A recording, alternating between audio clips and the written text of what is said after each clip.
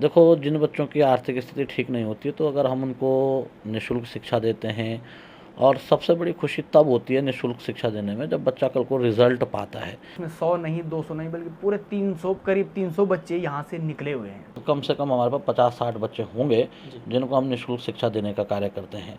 नमस्कार साथियों, स्वागत है आपका न्यूज स्टूडियो उत्तराखंड में और मैं हूं आपके साथ शोभन सत्य सिंह नेगी। साथियों, जैसे आपको पता है अभी हाल ही में जो पुलिस कांस्टेबल के पेपर आए थे, इसी बीच एक एकेडमी का नाम खूब चर्चाओं में था। वो एकेडमी है शिखर एकेडमी, जो कि देहरादून में है। ये चर्चाओं में किस लिए है वो आपको बताते हैं, क्योंकि यहाँ पर जो बच्चे यहाँ से पढ़ के जो अभी कांस्टेबल की भर्ती हुई थी उसमें गए थे, तो उसमें 100 नहीं, 200 नहीं, बल्कि पूरे 300, करीब 300 बच्चे यहाँ से निकले हुए हैं। तो इसलिए चर्चाओं में बने हुए हैं। इस वक्त मैं मौजूद हूँ शिखर एकेडमी में। तो यहाँ पे हमारे साथ सर हैं। सर, आपका शुभ नाम? हाँ, सविंदर सिंह। जी सर। सर, सबसे पहले आपको बहुत बहुत बधाई। धन्यवाद। सर, कैसा महसूस हो रहा है आपके यहाँ से करीब 300 बच्चे जो हैं वो पुलिस में जाने वाले, अपनी सेवाएं देने वाले हैं उत्तराखंड के लिए? बहुत खुशी हो रही है कि हमारे राज्य के जितने भी युवा हैं, पहाड़ के जितने भी युवा हैं, क्योंकि जाहिर सी बात है उत्तराखंड में जो भी भर्ती निकलती है तो वो उत्तराखंड राज्य के बच्चों के लिए ही होती है। और हमारा उत्तराखंड राज्य का बच्चा, पहाड़ का बच्चा अगर किसी पद पे स्थापित होता है तो बड़ी खुशी होती है, हमें भी बड़ा गर्व महसूस होता है। और अब तो मैं ज़्यादा कुछ आपका अपने आप को गौरवान्वित महसूस कर रहा हूँ कि आप लोगों तक भी कहीं ना कहीं से खबर पहुँची होगी तो आप लोग यहाँ पहुँचे, तो इसका मतलब शायद लगता है कि मार्केट में रिज़ल्ट अच्छा रहा होगा। नहीं, काफ़ी अच्छा रिजल्ट रहा है। जिस प्रकार से इतने बच्चे निकलना और सक्सेस रेट काफ़ी अच्छा है यहाँ पर, उसको लेकर क्या कहेंगे? देखो, सक्सेस रेट अच्छा होने का कारण एक तो बच्चों की लगन, मेहनत, और हमारी जो टीम है उनका बच्चों के प्रति ईमानदारी से मेहनत करना। मैं खुद एक अध्यापक भी हूँ। मैं ज़रूर इस संस्थान का डायरेक्टर ज़रूर हूँ, पर ऐसा नहीं है कि मैं कुर्सी में बैठने वाला डायरेक्टर हूँ। मैं दिन भर क्लासेस लेता हूँ और मैं अभी 3 बजे जस्ट 3 बजे जो है क्लासों से फ्री होता हूँ। मैं सुबह 8 बजे से कंटिन्यू क्लासेस में चले जाता हूँ और 3 बजे मैं फ्री होता हूँ।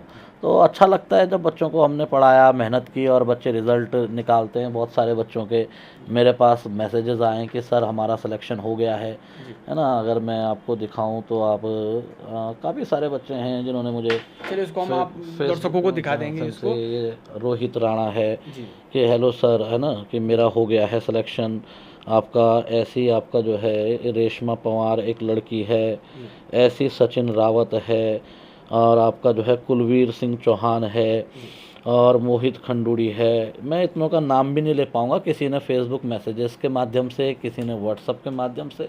तो लगभग कल मैं देख रहा था कि मेरे पास लगभग रात को 150 से 200 से मैसेजेस आए, और आज सुबह जब मैं संस्थान में पहुंचा तो काफ़ी सारे बच्चे यहाँ पे भी थे। तो लगभग 300 के आसपास जो है अभी तक हमारे पास इन्फॉर्मेशन है कि जिनके नाम आए हैं सिलेक्शन की, भाई हमारा हो चुका है। और ऐसे अभी तो उन बच्चों का पता है जो प्रत्यक्ष होगा, अप्रत्यक्ष भी कहीं होंगे, तो अच्छा लगता है।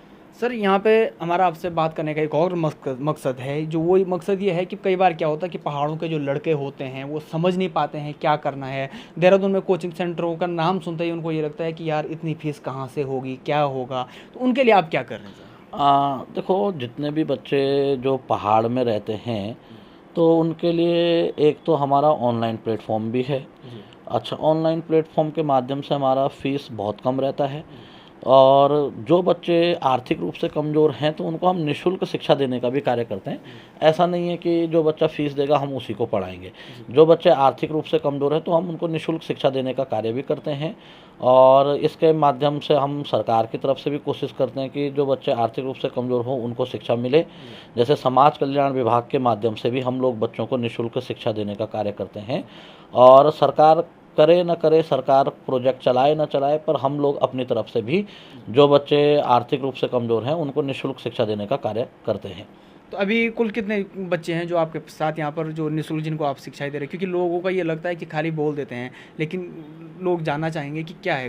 देखो, करीबन अगर हम बात करें तो इस समय वर्तमान में कम से कम हमारे पास 50-60 बच्चे होंगे जिनको हम निःशुल्क शिक्षा देने का कार्य करते हैं। कि जो आर्थिक रूप से कमज़ोर हुए तो हम उनको जो है निःशुल्क शिक्षा देते हैं। या बच्चा मान लो कोई, कई बार ऐसा भी होता है कि कोई बच्चा 1 साल से तैयारी कर रहा है, वो अपनी समस्या लेके आता है कि अब घर से खर्चा नहीं मिल रहा या जो भी है, तो हम कर देते हैं। उसमें ऐसा नहीं है।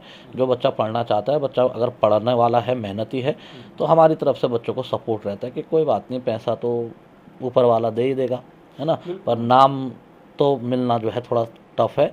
तो अगर आप जो है मेहनत करो तो हमें पैसा ना भी मिले तो बच्चा नाम दे देता है, तो हमें खुशी है इस बात की भी। नहीं, ये इसलिए भी ज़रूरी है क्योंकि सुदूरवर्ती चमोली की अगर हम बात करें या हम बात करें मुनस्यारी से, तो जो लोग हैं जो अपनी आजीविका नहीं चला पाते, लेकिन तैयारी करने कहीं ना कहीं उनके मन में होता है, तो वो तैयारी किस प्रकार से करें, ये उनको एक बड़ा प्रश्न जो है उनके लिए बना रहता है।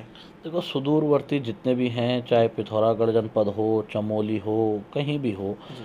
तो हम आपके माध्यम से कहना चाहेंगे कि जो बच्चे कोचिंग करना चाहते हैं जी। तो हम लोगों से संपर्क कर लें, जिसके लिए वो हमारे जो लैंडलाइन नंबर है 0135 7968 104, इस पर कॉल करके, अगर आप देहरादून में नहीं आ सकते तो कोई दिक्कत नहीं है, आप हमारा ऑनलाइन कोर्स भी कर सकते हैं। और उसमें अगर आपकी फाइनेंशियली कंडीशन ठीक नहीं है तो हम निःशुल्क भी आप लोगों को जो है कोचिंग देने का कार्य करेंगे।